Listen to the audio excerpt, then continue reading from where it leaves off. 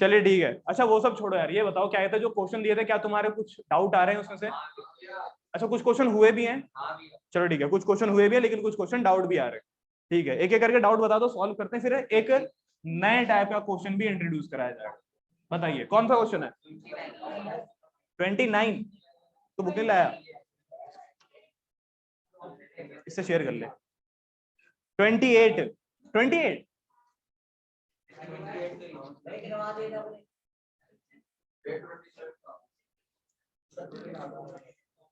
Question number 28 देख लो बच्चों। एक बहुत ही सिंपल क्वेश्चन है लेकिन पिछले बार वाला ही क्वेश्चन है। तुमको याद है हमने क्वेश्चन करा था वो पेरीमीटर वाला, ट्रायंगल के पेरीमीटर वाला, जिसकी फिगर कुछ इस प्रकार बन रही थी। हाँ ये वाला याद आ रहा है? ए था, फिर ये कुछ पॉइंट बी में। एग्जैक्टली सेम क्वेश्चन है, एग्जैक्टली सेम क्वेश्चन है, बस प्रूफ करने के लिए कुछ और बोल दिया गया है। सही में है कि नहीं आया? कैसे करोगे? देखो ऐसे करना है इसको, चुपचाप देखते रहो, आराम से समझते रहो।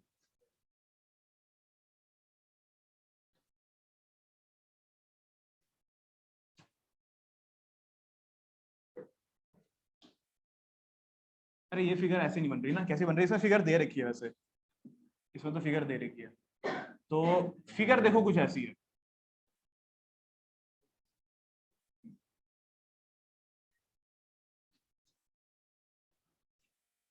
कौन है शीशी वाला? ये हो गया ए, ये हो गया आर, ये हो गया सी, ये मान लो, चलो डी मान लो इसको, ये हो गया तुम्हारा बी, और ये फाइनल हो गया तुम्हारा क्यू। सबको क्लियर है यहां तक का? ठीक है, तो आपको प्रूफ करना है बच्चों ये कि ए क्यू जो होगा ना वो B C plus C A plus A B upon में 2 के बराबर होगा। समझ में आया था क्या हुआ? बहुत सिंपल क्वेश्चन है, आराम से हो जाएगा। एक तो दिखाई दे रहा है, कैमरा आ रहा है बीच में, ज्यादा ज्यादा आ रहा है, दिखाई दे रहा है ना? कंफर्टेबल है ना? Are you comfortable? चलिए बच्चों देखिए, सुनो, सबसे पहले शुरुआत करते हैं बच्चों यहां से। अच्छा ये बताना ये क्या लिखा हुआ है? BC plus C A plus A B. अगर आप एक ट्रायंगल के BC plus C A plus A B करते हो तो आप ट्रायंगल का क्या निकाल रहे हो? पेरीमीटर निकाल रहे हो। समझ में आया कि नहीं आया? यानी कि असल में अगर मैं ये क्वेश्चन पूछता तो एक और तरीके से ये भी पूछ सकता था कि आप ये प्रूफ करिए कि जो ए क्यू होगा वो perimeter of triangle A B C का हाफ होगा। ऐसे भी पूछा जा सकता था ये वाला। यानी कि ये पूरे क्वेश्चन की जो कहानी है वो किसके साथ जुड़ी हुई है? ट्रायंगल के पेरीमीटर से। यहाँ पे क्लियर है कि नहीं है? तो आइए ट्रायंगल के पेरीमीटर को ही बेस मान करके इस क्वेश्चन को सॉल्व करते हैं। तो ट्रायंगल ए बी सी का हमने निकाल दिया पेरीमीटर। कैसे निकालोगे पेरीमीटर? ट्रायंगल दिखना चाहिए पहले। ट्रायंगल दिखाई दे रहा है? A B C, A B plus B C plus C A. तो ये हो गया ए बी, फिर हो गया तुम्हारा बी सी, फिर हो गया तुम्हारा सी ए। सबको दिखाई दे रहा है? ठीक है बच्चों, एक बहुत सिंपल सा चीज यहां पर आपको ऑब्जर्व करते रहनी है जब जब मैं पूछूंगा। तो ये हो गया ए बी। क्या मैं बीसी को लिख सकता हूं बीडी प्लस में डीसी प्लस में सीए? बताना मैंने क्या करा? मैंने सब इनको तो सेम रखा है, बस मैंने बीसी के बदले क्या कर दिया? बीडी प्लस में डीसी। अच्छा ऐसा कर सकते हैं क्या? हाँ भाई बिल्कुल कर सकते हैं, क्योंकि डी जो पॉइंट है कहां पे लाई करता है? बीसी के कहीं ना कहीं मिड में लाई करता है। समझ में आया कि नहीं आया? तो मैं बीसी को लिख सकता हूं, क्या लिख सकता हूं? बीडी प्लस में डीसी। क्लियर हुआ यहां तक का? अच्छा एक चीज और यार, अच्छा ये बताओ कि यार एक्सटर्नल पॉइंट से बनने वाले टेंजेंट क्या होते हैं? बराबर होते हैं। यहां पर कितने एक्सटर्नल पॉइंट दिखाई दे रहे हैं? मेरे को तो 3 दिखाई दे रहे हैं। दिखाता हूं, क्या आपको ये बी दिखाई दे रहा है? अगर मैं बाकी सब कुछ छुपा दूं, क्या आप ये यहाँ पर देख पा रहे हो? यो देख पा रहे हैं? हाँ, कौन कौन सा बराबर होगा? डीक्यू बीडी बराबर होगा। दोबारा यो दिखाई दे रहा है? कौन कौन बराबर होगा? CD और CR बराबर होगा। तो अब बताना मैंने क्या किया होगा यहाँ पर।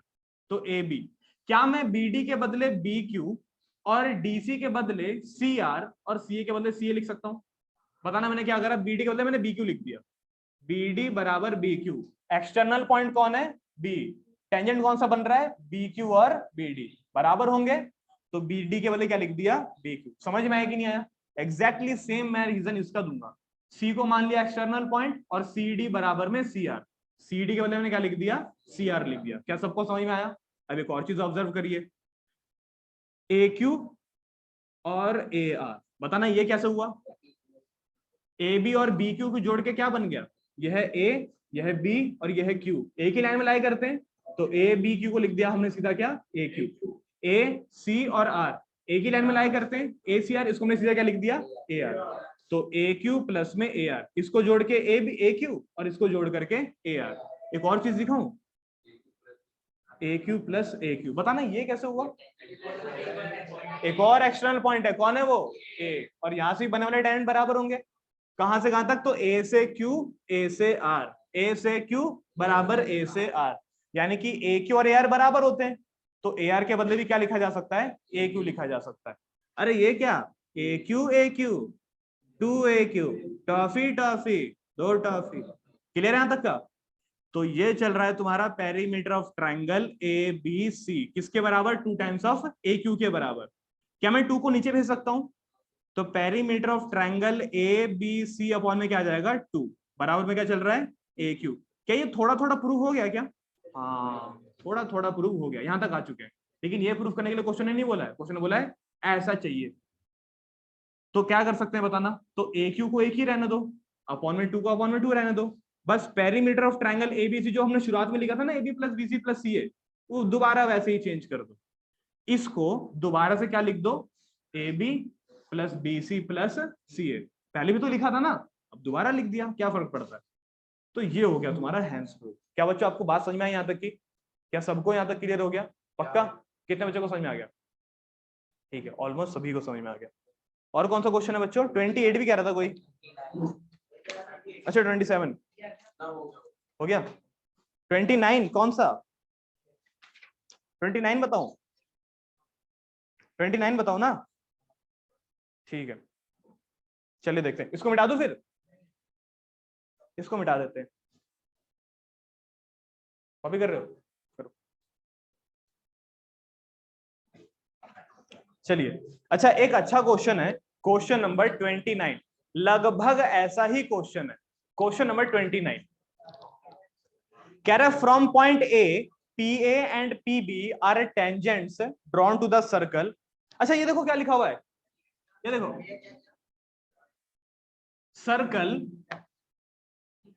C, और ये क्या लिख दिया, अबे इसका क्या मतलब हुआ, इसका क्या मतलब हुआ, पता है इसका मतलब क्या हुआ। अच्छा देखो वैसे तो क्या कहते हैं, मतलब कहते हैं, हाँ वैसे तो ये वाला क्वेश्चन एकदम आ गया ठीक ठाक तरीके से, और इसमें काफी सारे शॉर्टकट्स हैं, जैसे कि इन्होंने सर्कल को क्या नाम दिया है, सी। ये जो पहला तुमको दिखाई दे रहा है ये पॉइंट, ये पहला पॉइंट होता है सर्कल का सेंटर, और जो दूसरा पॉइंट होता है वो होता है सर्कल का रेडियस। तो सर्कल का सेंटर O, सर्कल का रेडियस R, और सर्कल का नाम क्या है, C। क्या आपको यहां तक की बात समझ में आई। तो अगली बार अगर कोई ऐसा दे देना, अगली बार अगर कोई इस तरह से क्वेश्चन दे दे तो समझ जाएगी सर्कल का नाम C है, और ये दिया हुआ है तुमको O, और ये दिया हुआ है 5, तो समझ जाओगे इसका मतलब क्या होगा, सर्कल का सेंटर O और रेडियस क्या हो जाएगा इसका, 5 सेंटीमीटर। क्लियर हुई बात की नहीं हुई। तो ये है पूरा क्वेश्चन, पढ़ते हैं पहले तो क्या है, कह रहा है क्या है, from a point P 2 tangent बनाए गए हैं, दोनों टेंजेंट का नाम है PA और PB, सर्कल के ऊपर बनाया जा रहा है। कह रहा है कि अगर OP जो है, O से लेकर के P जो है वो है तुम्हारा 2R, show that triangle APB is an equilateral triangle. APB किस तरह का ट्राइंगल होगा, एक इक्विलेटरल ट्राइंगल होगा। बच्चों इक्विलेटरल ट्राइंगल किसे कहते हैं, जिसकी तीनों साइडें बराबर होती हैं। समझ में आया था सबको क्या होगा, जिसकी तीनों साइडें बराबर होती हैं उसे कहा जाता है इक्विलेटरल ट्राइंगल। इसकी फिगर बना के दिखाओ बच्चों अपनी कॉपी में, सबके सब, इसकी सबके सब बच्चे अपनी कॉपी में फिगर बनाएंगे अभी के अभी। क्वेश्चन नंबर कौन सा है,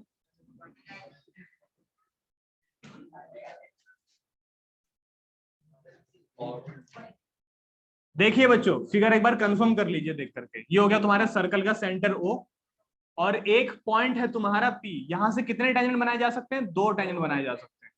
तो एक है तुम्हारा PA और एक का नाम क्या है तुम्हारा PB। एक है तुम्हारा PA और PB, PA और PB नाम करके आपके पास 2 टेंजेंट्स है। क्या सबको यहां तक की बात समझ में आ गई, अरे हाया ना बोलो भाई, चलो ठीक है।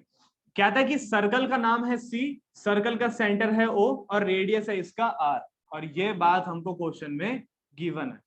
इसके साथ क्वेश्चन में एक और बात दी हुई है, पता है क्या, 2 बातें दी हुई है। सबसे पहला तो यही हो गया सेंटर ओ और ये रेडियस, तो सर्कल का सेंटर ओ और रेडियस आर तो है, लेकिन एक और बात साथ में गिवन है, क्या एपी कुछ दिया हुआ है उसमें, ए भी दिया हुआ है, क्या दिया हुआ है एपी, ओपी, ओपी कितना दिया हुआ है 2r दिया हुआ है। सबको क्लियर हुआ यहां तक का? ओपी कितना दिया हुआ है तुमको 2r दिया हुआ है। क्या सबको यहां तक की बात समझ में आ गई? क्या सबको यहां तक क्लियर है? चलिए ठीक है। तो कह रहे हैं कि अगर O से लेकर के P अगर 2r है तो आप ये प्रूफ करके दिखाइए कि ये जो APB होगा ना वो एक तरीके का इक्विलेटरल ट्रायंगल होगा। बच्चों इक्विलेटरल ट्रायंगल कैसे प्रूफ करोगे? या तो तीनों एंगल बराबर करके, या तो तीनों साइड बराबर करके। यहाँ पे क्लियर है कि नहीं है? तो तीनों साइड बराबर कर दो या तो तीनों एंगल बराबर कर दो। बताइए कैसे करा जाए इसको, दिमाग लगाइए।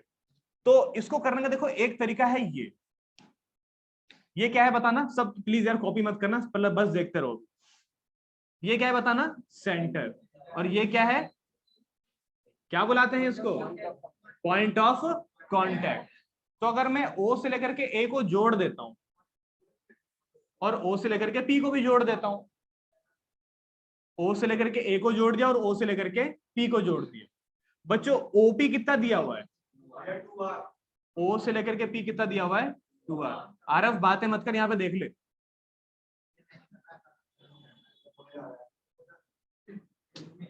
अबे क्या गलियों की आंटी होगा तुम? मत बोलो ऐसे। अबे गोलों को उठा लो, लेकिन भारी भी तो है भाई। उठा लेगा क्या मतलब? सुनो इधर सुनो, गोलू ध्यान ले वरना जहां से मिलेगा वहीं से पटक दूंगा फिर। इधर देखो, सबको दिखाई दे रहा है? सबको क्लियर हो यहां तक का? तो बच्चों बेसिकली ये फिगर है और O से लेकर के P कितना है तुम्हारा 2r, O से लेकर के A क्या है तुम्हारा r। सबको यहां तक समझ में आ गया? पक्का क्लियर है? बड़े ध्यान से समझना एक बात, सबको पता है साइड का जो रेशियो होता है, साइड का जो रेशियो होता है वो हम एक तरह के मेथड में इस्तेमाल करते हैं। वो मेथड कौन सा होता है? एक राइट एंगल ट्रायंगल के साइड का रेशियो एक तरह के मेथड में इस्तेमाल होता है। कौन सा मेथड होता है? उसका नाम क्या होता है? ध्यान सुना, दोबारा बोलता हूँ। साइडों का रेशियो, सॉरी क्वेश्चन ही पूरा नहीं बोला मैंने। साइडों का जो रेशियो होता है ना वो एक तरह के एंगल से एसोसिएटेड होता है। वो कौन से मेथड का नाम है जो ये काम करते हैं, साइड के रेशियो और एंगल के साथ काम करते हैं? कौन सा मेथड होता है वो? साइडों का रेशियो और एंगल के साथ एक तरह का एक रिलेशन होता है। वो कौन सा मेथड जो कि इससे काम निकालता है? ट्रिग्नोमेट्री। भूल गए क्या? एंगल और साइड का रेशियो भूल गए क्या तुम लोग? परपेंडिकुलर और क्या बोल रहा हूं मैं, एक राइट एंगल ट्रायंगल, साइड का रेशियो और एंगल का रिलेशन कौन कर सकता है ऐसा? बस ट्रिग्नोमेट्री कर सकता है। क्लियर है कि नहीं है? तो बच्चों यहाँ पर ट्रिग्नोमेट्री लगा तो दे, लेकिन उसके लिए तो राइट एंगल चाहिए होगा। राइट एंगल ट्रायंगल दिख नहीं रहा है, कहां पर है राइट एंगल ट्रायंगल? ये 90 डिग्री बन रहा है क्या? ये 90 डिग्री बन रहा है, लेकिन ये 90 डिग्री क्यों बनेगा भाई?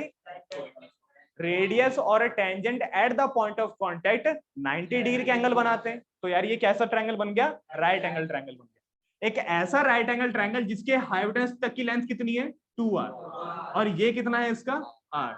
तो अगर मैं इसको परपेंडिकुलर मान लूं और अगर मैं इसको एज अ हाइपोटेनस मान लूं, बहुत ध्यान से देखना, देखो करने को ये क्वेश्चन एक दूसरे तरीके से भी हो सकता है, यहाँ पे क्लियर है, लेकिन वो तरीका बहुत बड़ा है तो मेरे ख्याल से अभी उसको अवॉइड करते हैं।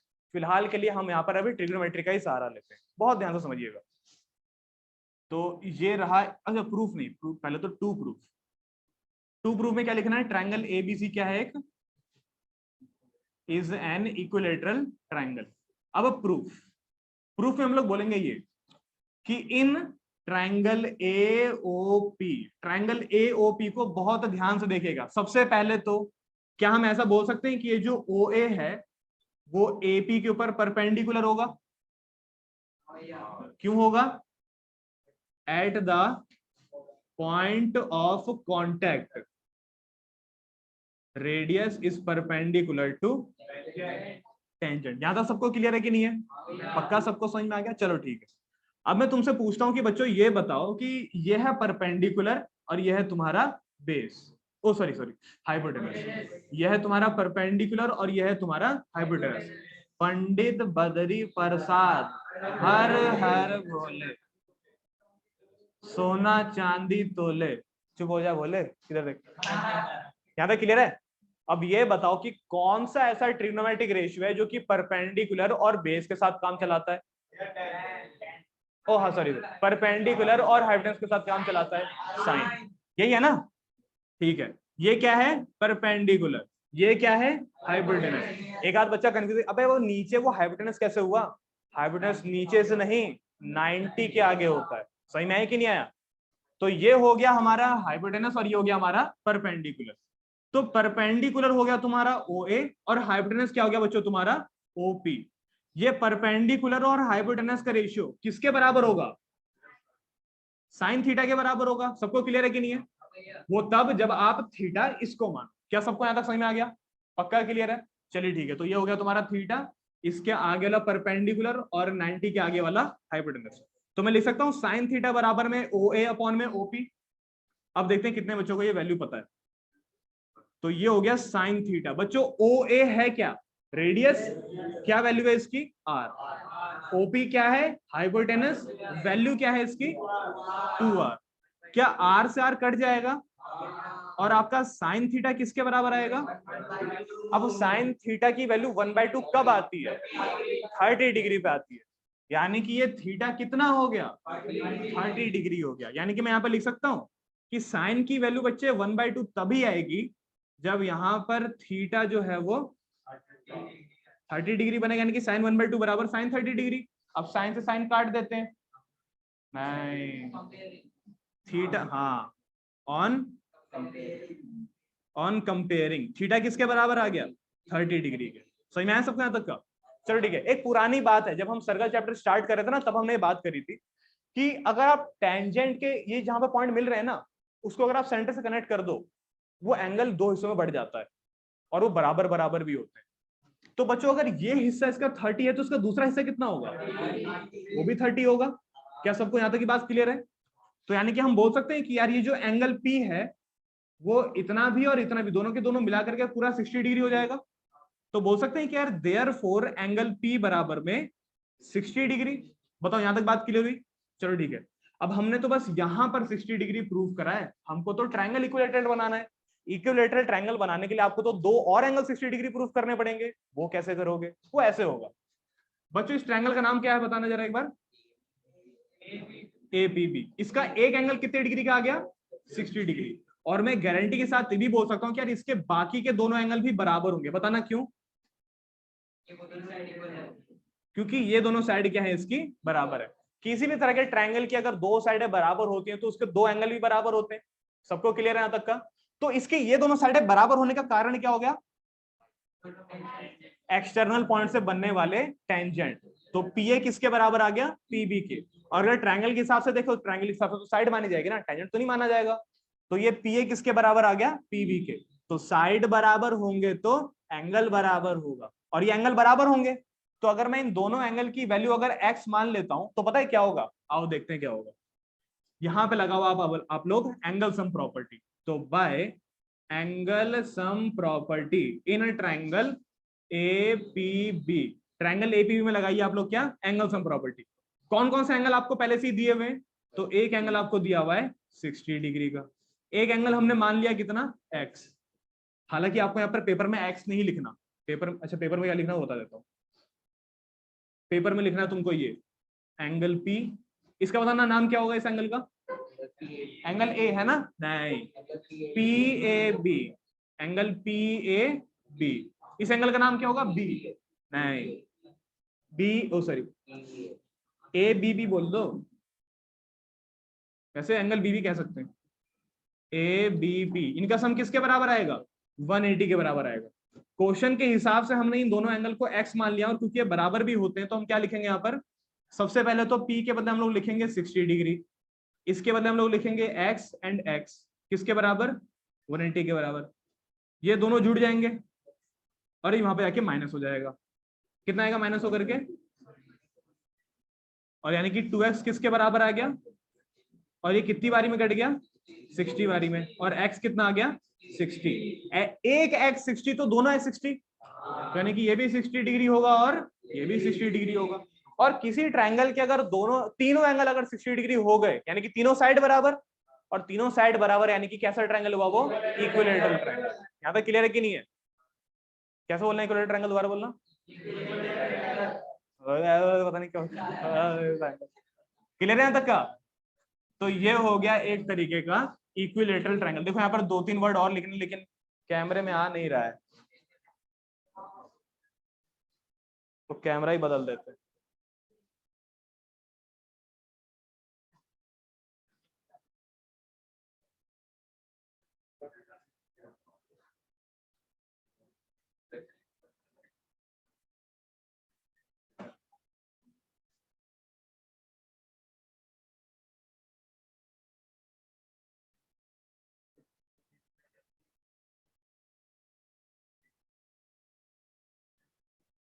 तो समझ में आ गया यहाँ तक का क्या हुआ? क्योंकि इसके हर एंगल की वैल्यू 60 डिग्री है, इसलिए क्या बन गया एक तरीके का इक्विलैटरल ट्रायंगल। क्या सबको यहाँ तक क्लियर है? पक्का? कितना मुझे को समझ में आ गया? नाइस।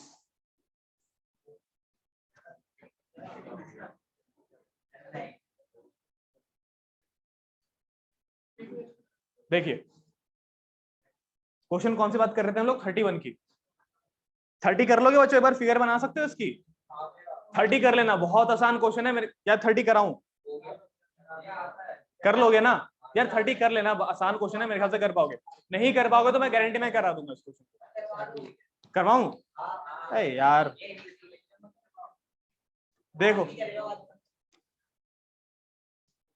अच्छा क्वेश्चन नंबर 30, वैसे 31 बोला था मैंने, लेकिन मैं 30 पढ़ के बता देता हूँ। एबीसी कैसा ट्रायंगल है? एक राइट एंगल ट्रायंगल। लेकिन राइट एंगल ट्रायंगल कहां बना रहा है भाई? तो कह रहा है बीसी बराबर में है 6 सेंटीमीटर, ए बी बराबर में है 8 सेंटीमीटर। बच्चों दिमाग लगा के बताइए ये कैसे नंबर है? Pythagorean triplet. एक राइट एंगल ट्रायंगल की दो साइड आपको बता रखी है 6 सेंटीमीटर और 8 सेंटीमीटर। जो अगला साइड होगा वो कितने सेंटीमीटर होगा? 10। और वो कौन सी साइड होगी? वो हाइपोटेनस होगी। समझ में आया कि नहीं आया? यानी कि इसने हमको राइट एंगल ट्रायंगल बता तो दिया और दो साइडें दे दी और बाकी सारा डिडक्शन में छोड़ दिया। डिडक्शन मतलब समझते हो क्या होता है? डिडक्शन मतलब होता है कि यार आसपास की चीजों को देख करके एक अच्छा से रिजल्ट बताना। तो ये जो आसपास की चीजें देखी ना मैंने, साइडें देखी, फिर राइट एंगल ट्रायंगल देखा, फिर पता लगा कि हाँ राइट एंगल 90 डिग्री तो यहीं पर बनना चाहिए। देखिए तो सबसे पहले तो बना दिया यहाँ पर एक सर्कल और इसको डाल दिया किसके अंदर? एक ट्रायंगल, नहीं ट्रायंगल नहीं, राइट एंगल ट्रायंगल। इसको डाल दिया एक तरीके के राइट एंगल ट्रायंगल के अंदर। क्या सबको दिखाई दे रहा है? यहाँ 90 बनेगा। चलो ठीक है, ये 90 डिग्री का बन गया। इसका नाम क्या है? एबीसी है। कह रहा है बीसी बराबर में है 6 सेंटीमीटर और एबी बराबर में है 8 सेंटीमीटर। तो बीसी बराबर 6 सेंटीमीटर और एबी बराबर में 8 सेंटीमीटर। और अगर यहां पर 90 बन रहा है तो बच्चों एसी कितना आएगा? 10 सेंटीमीटर। कोई पूछे तो बता देना यूजिंग पाइथागोरस थ्योरम। क्या सबको यहां तक बात समझ में आ गई? तो अगर आपको क्वेश्चन नंबर 30 का सॉल्यूशन चाहिए ना, तो क्वेश्चन नंबर देख लेना 44, एग्जैक्टली सेम है। क्वेश्चन नंबर 44 एग्जैक्टली सेम है। क्वेश्चन नंबर 30 और question number 44 exactly same question है। बस फर्क ये है कि यार 44 का बुक में सॉल्यूशन दिया हुआ है। तो मैं एक काम करना, 44 का सॉल्यूशन अपने आप पढ़ लेना, इसको मैं बता देता हूं कैसे करना चाहिए। सबका ध्यान बोर्ड में होना चाहिए। बच्चों ये क्या है बताना? सर्कल का सेंटर। और अब ये बताओ ईमानदारी से कि यार यहाँ 90 बनेगा कि नहीं बनेगा? क्यों बनेगा भाई? रेडियस और टेंजेंट, ठीक है ना?